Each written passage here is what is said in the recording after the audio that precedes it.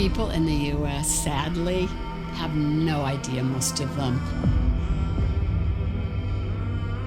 In 1951, nuclear testing finally began on the U.S. mainland. Everybody, all Americans, and really all people around the world. 100 mushroom clouds pierced the sky. Fallout went completely around the world and came down in rain and snow.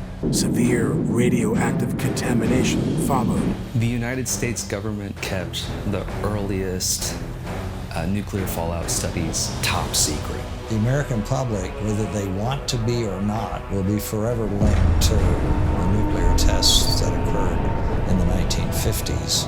This is because the tests produced clouds. They went everywhere across the United States.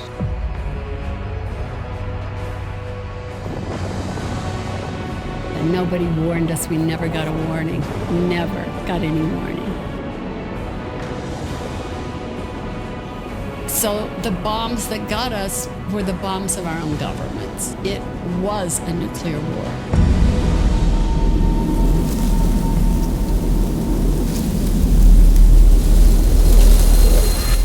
I used to keep, it was a big pile. It got so big I gave up.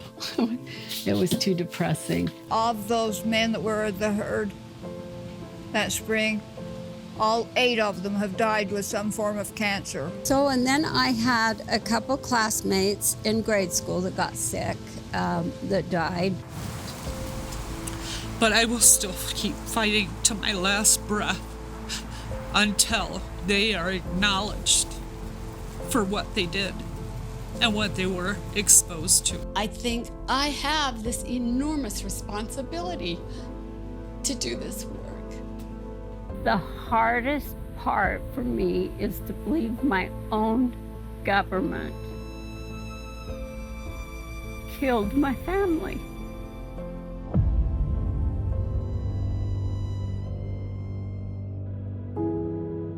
It was the women who stood up.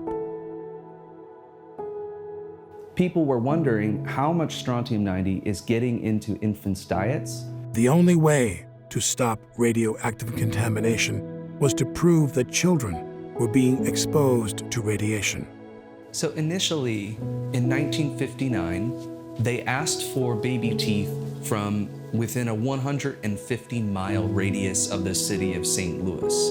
I just don't think that's I was telling friends about it who are 20 years younger than I am, and they were like, really? That happened? I believe it was 1959, and I was 7 years old and went to school, and the teacher said there is this project that's going on, and they're requesting that children that have their baby teeth fall out.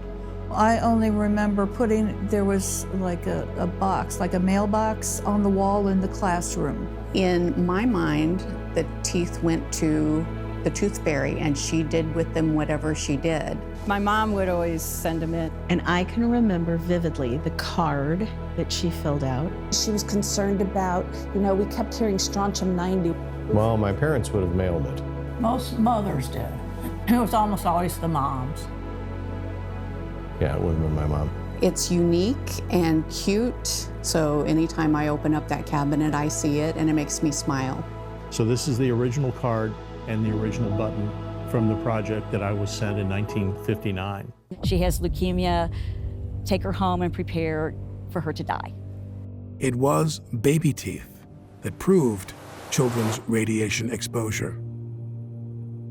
There had been a 30-fold increase in strontium-90 uptake in children. November 1st, approximately 50,000 American women who described themselves as housewives and mothers went on strike in 60 cities around the country. And that was the article that was sent to President Kennedy's science advisor. And I answered the phone, and there was this pause and said, this is John Kennedy. Can I talk to your mom?